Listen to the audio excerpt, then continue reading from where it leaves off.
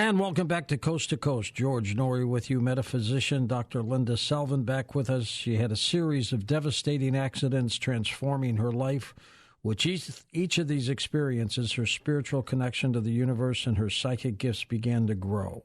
Spiritual awakenings resulted from a plane crash, fire truck, and other near-death experiences, with white light causing her to seek out ways to integrate her education and experiences to assist others on a new holistic and metaphysical journey. Here she is back on Coast to Coast, Dr. Linda Selvin. Hey, Linda, how are you?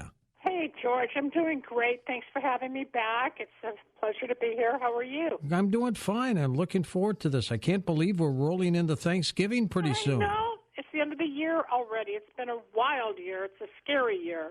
But we'll be okay. We'll be okay. They say we're all born psychic, but it takes an ability to enhance our ability. Tell us about you. I don't believe that we're all born psychic. I believe we're born intuitive, but I don't believe we're all psychic. I think the word psychic has been thrown out in such a catch term these days. Everybody on digital media is a psychic and a card reader. I believe intuition is there. People can evolve psychically, but not everybody's supposed to. There's levels of clairvoyancy, which is the sight, and the clairaudiency, which is the hearing of spirit, the clairsentient, which is the feeling. There's empathy. There's different levels, just like channeling is not the same as being a psychic. Mediumship, bringing in the people from the other side, dogs, cats, birds, relatives, friends, lovers. It's not a toy. It's not a game. And sometimes I don't wish it upon my worst enemies. It's difficult if you're truly a psychic that pulls all this energy. With me, I was intuitive, I guess, as a kid. I had, I discussed this. I've had flashbacks of a few past lives when I was a child, That's right. But I don't remember being psychic where I would predict things or get a sense of something happening and then it happened, or say something to somebody and then it occurred. It was not that.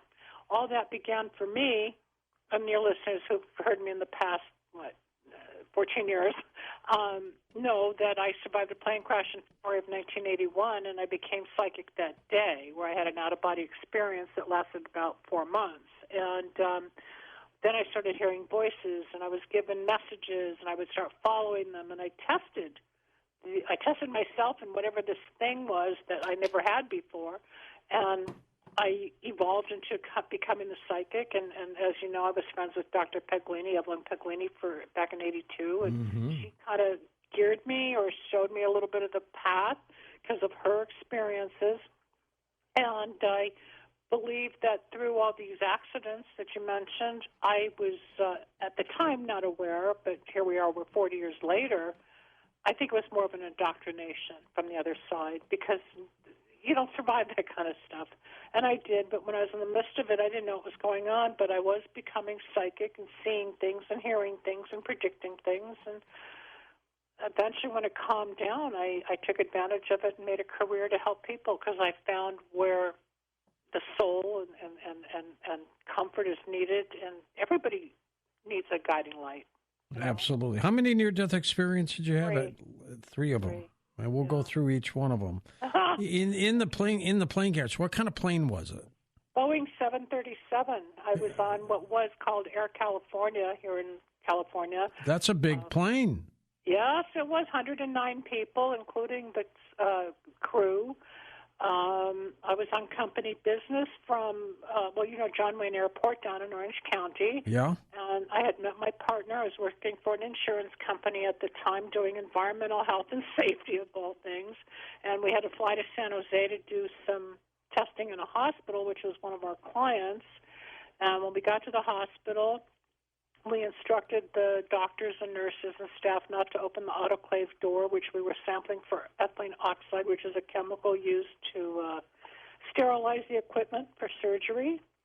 And we took a 2-hour break from the area to let it do its thing. We came back. Somebody had invalidated the sampling because they opened the door. So we went back to the airport, and sitting in the lounge, I was looking out towards the field, and I looked to the right while we were having coffee, and I said, doesn't it look like it's going to crack there? because I remember, George, seeing a fuelage or an exhaust settlement line past the wing on the body of the plane. My partner didn't see it. His name was Leo. And he said, "You're just tired. It's been a long day." But an hour and a half later, it's where the plane cracked in half when we crashed. At least 34 people were injured that day. Yes, that's correct. At least 35 of us. It's more than that because 35 of us were transported to Tustin Hospital, Santa Ana Hospital, and the worst injury that I remember was a couple of broken ribs and a punctured lung.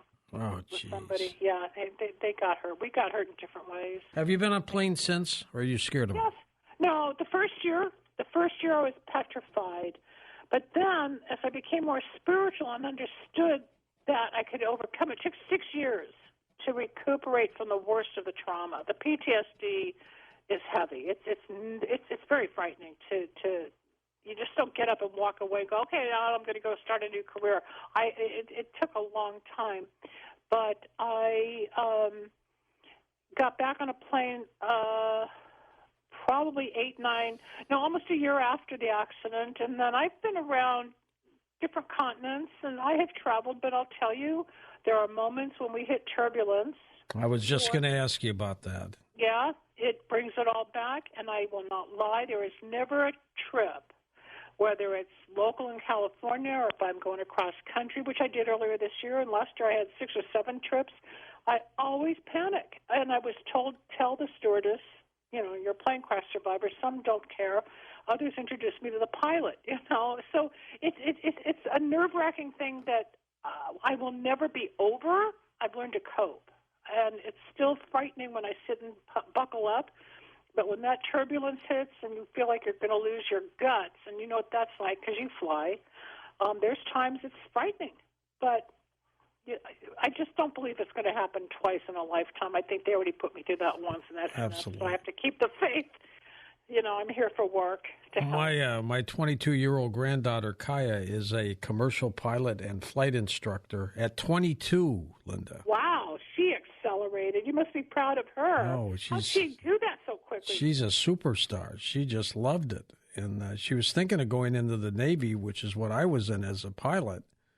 We talked about that, and she said, right. No, I think I'm just going to go through flight school at college and start going that way. And so that's what she did at 18, and now look at her now. She's going crazy. So she'll be right on top as she accelerates, no pun intended, as she gets older. When you were flying, did you ever question or fear that you guys would crash, or were you always confident enough that you'd make it? I mean, were there moments of panic? No, I've never had a feeling of that. I've had rough turbulence, but I just come from the old school that the pilot's going to get us through. Yeah, well, I didn't quite know that when we crashed, but we got through. And, it's a long time ago now, thankfully. But I do have my book coming out next year, finally, and I've relived it. Took you long enough. You know what? I waited because the story wasn't ready to come out with all the testimonials of the channeling, getting stories from the people I've worked with, the candles, the whole story. I realized as many times as I wanted to publish, there was more. Now I'm ready. There's enough, and if I want to do 2 more, I can. But it's far enough away from the incident, but it's not just the accidents. It's what I've done since that made the book. Exactly. So not quite a memoir, but it's interesting when it comes out. I've already had 2 producers ask for the book for a movie, so who knows? That's cool. And then a year later, after the plane crash, you get hit by a fire truck. Yes, sir. You will know the intersection. It was at Valley Vista and Beverly Glen. Know it well. Going over the canyon, fire truck lost their gear shift and slammed into my car. Oh, now what happened to you then? I was honking the horn, and of course this hose truck, up at Mulholland and Beverly Glen, there's that fire station, right on Mulholland. Right. So I guess they had gone to the market to go shopping because that's what they do, and they lost their gear shift. But as I watched this truck rolling out of control to hit my car, I'm honking. and they smashed the full front end, and like anything else, you brace. And like I grabbed onto the steering wheel. I was driving a Camaro at the time. Did you have airbags then in '82? No, I didn't think so. No, that was before all that.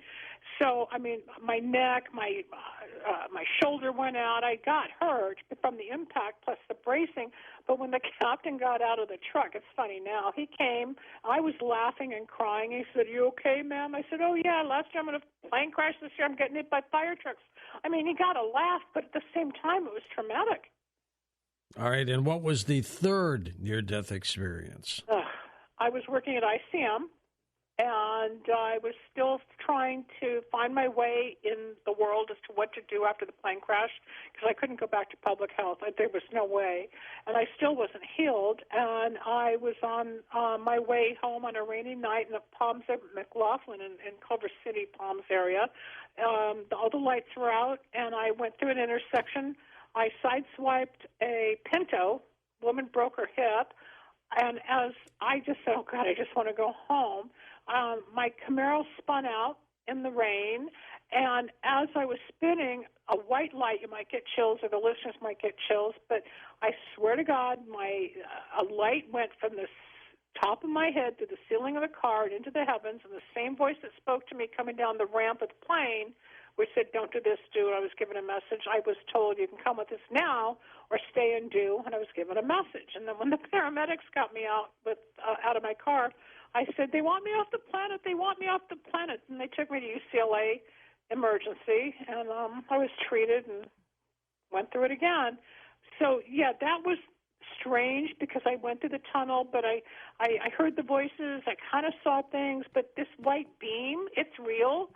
And no, it's not a psychological traumatic thing. There's real entities and experiences that take place that a lot of people will shun, but I never believed any of this stuff, George, till I went through it. I wouldn't believe it if I heard it from someone else, but I've been through it, and you've heard me talk about it almost 15 years on the show. It's real, and what I learned was the spiritual side of life is real. That's where it led me from the scientific background into where I go. At what point did these near-death experiences alter your psychic ability? Was it the plane crash, or was it all three? No.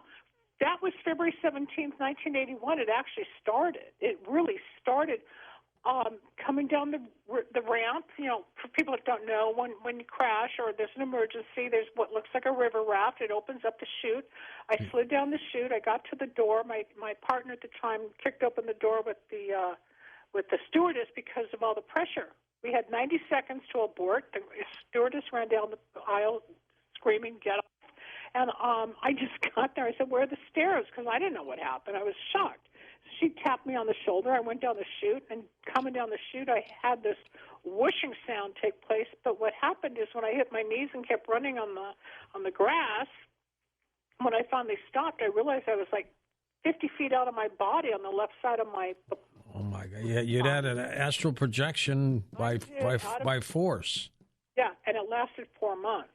So it was like a cyclops. I was 5 feet 8 on the right and 50 feet on the left for months until it integrated. It was all part of this transformation and change and psychic stuff. And it was about a month and a half later, I went to a psychic because I'd never been to a psychic. And a friend of mine said, "Go see this person." And I walked in. Her back was to me. She said, "Oh, you're a walk-in." I said, "What's a walk-in?" She goes, "It's when you're close to death and a different soul takes over." I said, "It was just in a plane crash." She didn't know anything about me. And it started from there. She goes, "You're going to be a very, very famous psychic." So I'm not psychic. She says, "Whatever entity is a psychic." Well, here we are. Here you are. That's right. Now, when you say you were out of your body for 4 months, continuously or back and forth? I don't remember being back in my body. When I say that, it's an energy field or a sense of displacement and alignment, but it was like having almost like the white light 50 feet above me, guiding me. Think of the bumper cars at the pier, and they're on that electrical post that connects to the roof, and you roll around on whatever flooring it is. So it's like being connected like a bumper car. But that beam or that energy or that light, it was like for 4 months. I used to tell my sister, my mom, my doctors, I said, I'm hearing voices, I'm seeing things, and I'm out of my body. I'm cracked in half. That was how I used to talk for months in 1981. Wow. I'm cracked in half. I couldn't explain it. There was no one to talk to. And George, you're my age. We're close in age. This is pre-internet. I couldn't Google it. There was nobody to talk to back then. That is amazing. Yeah. Now, you're an epidemiologist by trade, aren't you? Correct. Yeah, I went to the University of Michigan, 75 to 77, earned a Master of Public Health and Epidemiology, and wanted to study diseases and epidemics. I loved working with certain viruses in hospital settings, and couldn't get a job. Most jobs wanted the RN with the MPH, which I thought was kind of dumb because I spent 2 years learning the research. But I was fascinated in like foodborne epidemics and waterborne epidemics and what causes certain diseases. I found chronic illnesses like cancer kind of boring, whereas the immediate was exciting because you could go trace it. But it didn't really work out. I ended up in environmental health and industrial health. And now I do spiritual health and more holistic. And since I've spoken to you, I've transitioned even more into more integrative medicine and health, where I brought it all full circle. I don't do as much paranormal as I used to. I kind of left that. I channeled for 22 years, and in 2018, I retired from the real channeling. The psychic I still do, of course. It doesn't go away. But I've enlarged my practice to be more encompassing, not just focusing on predictions, but the healing, the mediumship, the products to help. It's a broader brand, but that happens as you grow in your career anyway. You know? Are you still a University of Michigan football fan? Oh, yes, I am. I just got a new sweatshirt. Your coach at the time when you were there must have been Bo Schembechler. We had Bo, yes, we did, but now they're in trouble because of cheating and trying to steal the signals. Yeah. They're alleging that. That's what they're alleging. But the coach isn't even allowed in the big house, which is the stadium right now. You know, that stadium holds, 106,000 people? No, it's huge. Are you from Michigan? What got you out there? No, a scholarship. I'm from here. I was born and raised in Los Angeles, in the Valley. I grew up, went to Grant High School. Oh, yeah. I'm a Detroiter. You know that. I know that. We switched. And then you came out here, but aren't you? Where are you now? Where are you? I'm in St. Louis right now. That's what I was told. Yeah, that you'd gone to St. Louis, but I was born and raised here in L.A. And my mom was born in Detroit, grew up in Cleveland, then came out here. And my dad was from Pittsfield, Mass, and came out here, and they met on a blind date in 1950. And then when I was applying to graduate school, I got accepted to Michigan for epidemiology.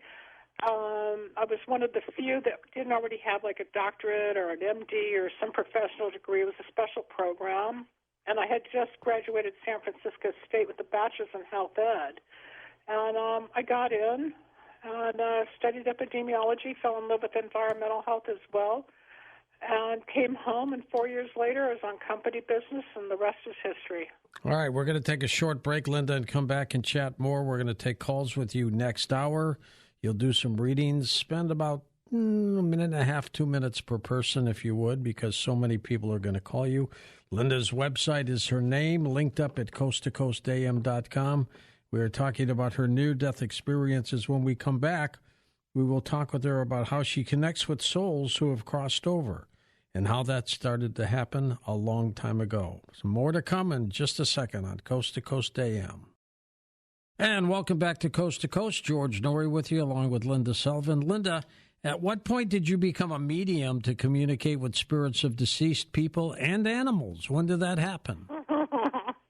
Well, there's more to the story than accidents, which is why when you open it up saying I have bizarre experiences.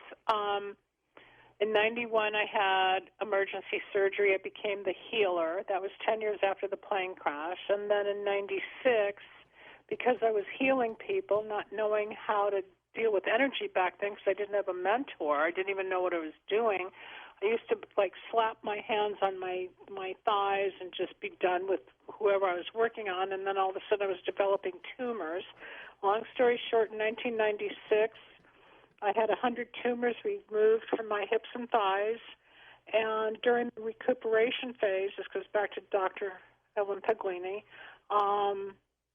I had somebody come for a reading, and he asked about his deceased wife. I said, I don't do that, but I know somebody that does. And all of a sudden, I flipped. My persona changed, and I started speaking, not in tongues, but in this I remember her name. This woman's words were messages to her then husband, who was in my home.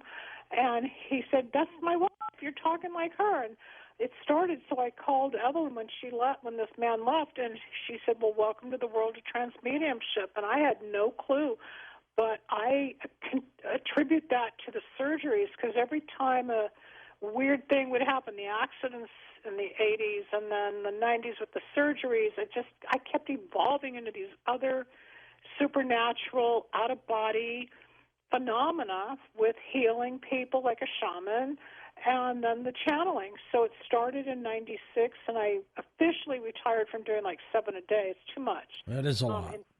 Yeah, it's too much on the body and my mind, and running a business and dealing with people. It's too much. But in 2018, I officially stopped. I still do it, and I'm selective with the people that come to me, but not like it was. There was that time frame, I guess, for about 25 years when I was on radio continuously and channeling, reading. I was very heavily involved with the spiritual, New Age, and paranormal world, Ouija boards, all of it. And I've gotten away from it. It's draining, and I wanted more of my life back. So it's what people need to understand about the spiritual world. It's there. It's real. It's wonderful, and we can get deeply involved with it, and I threw myself into it. The question or the lesson I have learned is how to balance the physical with the spiritual and teach the spiritual but still live in the physical without being way to one side or the other. And when that integration takes place, the definition of health, which is the state of mental, physical, emotional, and spiritual well-being, and not merely the absence of disease, makes sense as to why people talk about mind, body, spirit.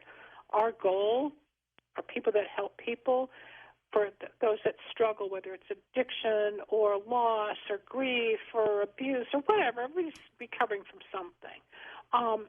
The goal is to integrate, to be whole, and happiness is not out there looking for it. We're always looking for it. And the material world is going to fix it, another person, another car, another this, another that. But you can still be unhappy or not content internally. It's the inside job, then the rest falls into place, and that's what I've learned to teach and help. But the transmediumship was after that 100 tumors that were removed from my body. Can you imagine that, 100 tumors? All over my hips and thighs, and on my flank, the side of my waist, I had a lump, and my grandmother had just passed away. It was 1996, and my mom and dad had a couple hundred people at the house afterwards, and a couple of them were doctors, and I went up to him. I said, is this from yoga? I was developing something. And he said, oh, God, no, go talk to Al. That's a tumor. And he said, that's a tumor. Get in my office tomorrow. And next thing we knew, we took all these little bumps and lumps out of my body that I believe they were angiolipomas that I developed as a result of healing people and putting the negative energy back into my body. And I discovered that one summer after this first surgery at 3, because more developed. I slapped my hands on my thighs. I was wearing shorts on a hot summer day, and then I saw the imprint of my thumb and 4 fingers on both thighs, and I thought, oh my God, I get it. I took it from them and put it in me. So I saw what energy can do. I don't suggest people go try it, but we're sensitive. We're all energy. It's what we are. It's just what we do with it. Now, how do you know when you're dealing with a medium work that you're dealing with the right deceased party? That's a great great question. A lot of people, especially the charlatans, and I want your listeners to know, and I'm not the only one that talks like this, but a true medium is going to focus, and they're not going to be on TikTok pretending to give you messages. It doesn't work that way. You're not going to go after a celebrity or somebody who's passed away immediately. It's usually a 30 to 45-day wait from the deceased date till that energy, that soul adjusts to the other side. I personally get messages. I'll ask for the birthday and the date of death of my client's inquiry and prepare a couple of weeks in advance. I don't do it next day. I need time. And I pace it out so not to get confused. And once in a while, I call it a party line. Other people or relatives of or friends of my clients will appear, and they'll say, "Oh, my God, you got my mother," but it's really, the cousin we were looking for, whatever, the girlfriend, whatever. But 90% of the time, I have the exact soul, entity, person, because of what comes through. I mean, I've had suicides where I've dictated the suicide note. I had one grandmother in Oregon, grand's passed, that left a spaghetti sauce recipe for the grandkids, and I channeled it. Just weird things would happen. Strange. Yeah, it's all coming out in the book. It'll be in the book. And some of it's funny, some of it's very sad, of course, and depends on how the person passed away. Not everything's a happy ending. People can take their life, and then you've got accidents and unplanned events like in war. Look what's happening now, and you see destruction of life, and there's a shock to the soul. So even if you're dying of a chronic illness, some people will pass very peacefully. Some people fight the passing. Some people pass but don't go to the higher levels. It's like a classroom or a school. There's different levels that the soul goes to depending on the level of what I've learned in my work is depending on the level of spiritual growth in our lifetime here and now will determine how quick you ascend on the other side to get to wherever you're supposed to go to help whoever's there. And I've learned that the children that die young often become the gatekeeper. So if a 3-year-old, a 5-year-old, a 7-year-old passes, I have brought them in, and they're at the gate welcoming other children that have disease and die. It's really interesting. It's not scary to me anymore. It was 40 years ago. But I've learned to accept it. The beauty is when somebody calls and they start crying or, "Oh, my God, I can't believe you said that," or "How did you know?" The gratitude, the feeling of appreciation. It's like thanking a pilot. You got me here safely, It's that feeling you did your job. I took an appointment 2 weeks ago for a woman, and I said, "Well, what's your son's name?" And she gave me the name, and I was getting it ready for when she was going to have her appointment in 2 weeks. I said, "But there's a little girl here." She goes, "No." And then she said, "Oh," I said, "Did you have an abortion or did you have a miscarriage?" Well, it turned out she'd had twins, and the little girl died. Oh, geez. But you felt it. You picked that up. Yeah, the girl was around, and I said, "This is a little girl." We talked about, she knew, but she wasn't, prepared to hear that from me just when I'm taking credit cards and calendar dates, flies out of my mouth. But, I picked up on it. So the spirits are there like a Tinkerbell, they're sweet. There's some negative ones. I'm not saying everybody goes to the light, but only once in my entire career did I ever see something so negative it scared the daylights out of me. But what happened there? I was on cable radio back then, which I was on 5 nights a week as a psychic. I was the original radio psychic back in the day. Yes, and I brought somebody in from Chicago. He called in. I don't remember the name. Let's call him Bob. And he wanted to talk to his cousin Louie, whatever his name was. And all of a sudden I started to look for this person, and literally in the studio, the way the studio was set up, it was like me on the mic in one studio, and with the glass window, there was my screener and the engineer on the other side of the wall with the window, right? All of a sudden, it was like a little earthquake. We all felt it, and we all heard it, like this loud crunching sound. We all looked at each other. We all got kind of scared, went off the air, and you don't do dead air. You know that, but we were off the air for 10 minutes. 10 minutes until this thing calmed That's down. a lifetime in radio. It is. On radio, it's by the second, you know that. So we played music, and I think once the engineer went on, we'll be right back, we're having technical difficulty, whatever he said at the time. Then I went back and I said, Louis, or Bob, who am I bringing in? Oh, my cousin, he was in the mob.